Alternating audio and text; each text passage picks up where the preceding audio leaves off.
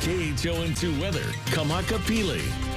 Aloha po'aha, happy Thursday. Our weather around the islands currently is quite nice. We really have not much to be grumbling about. A lot of blue skies, low rain chances, wind speeds are at a moderate level, and that's what we see tomorrow. Wind speeds, though, may be easing off as we get into the weekend. We may see a little bump up of potential showers as we get out of the weekend, and then the focus turns completely on Hurricane Kiko, which the latest report, which came off just at the top of the hour, Kiko has downgraded now to a Category 3, a strong Category 3. It's on the top of that category and continues to move in our direction, expected to strengthen once again to a Category 4 before crossing over in the Central Pacific by tomorrow evening. And then a more rapid weakening trend is expected as it moves closer to the islands, making its initial and final approach, to the islands by Monday night, and then starting to move. Their most recent models are showing majority of these tracks are taking us north of the islands, but you do still have that potential of moving down south. But the good news is, as it makes its approach, it will be a tropical storm as of right now,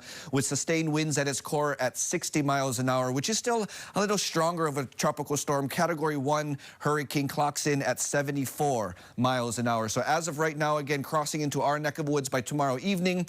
Risk of rain and wind impacts are only going to be increasing as it moves closer to the islands. However, the exact location and the strength and the magnitude of this system is not, the confidence is not high enough yet. It's too soon to determine that. So right now, again, just make sure that we have our hurricane kits prepared, and keep in mind that hurricane season will carry us all the way to the ending of November. So bringing it back home now, we are just seeing for tomorrow slight threats of our ocean conditions, and I want to keep that fire threat slightly elevated as our drought conditions have only increased across the islands.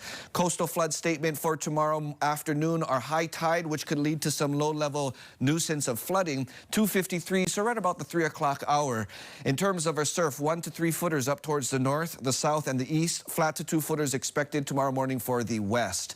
Now, in terms of our UA and our showers, again, mostly dry conditions will dominate our Aloha Friday, carrying us into the weekend. But as we get into Sunday, we're going to have this low-level plume of moisture moving in that's going to increase moisture across the islands, keeping that fire weather threat slightly underneath that critical threshold. Just good to keep in the mind of that. But in terms of rain chances, again, a slight bump up in terms of windward showers Sunday into Monday. But then we start to focus again. That big bump up is from Hurricane Kiko, which we are going to keep our eyes on.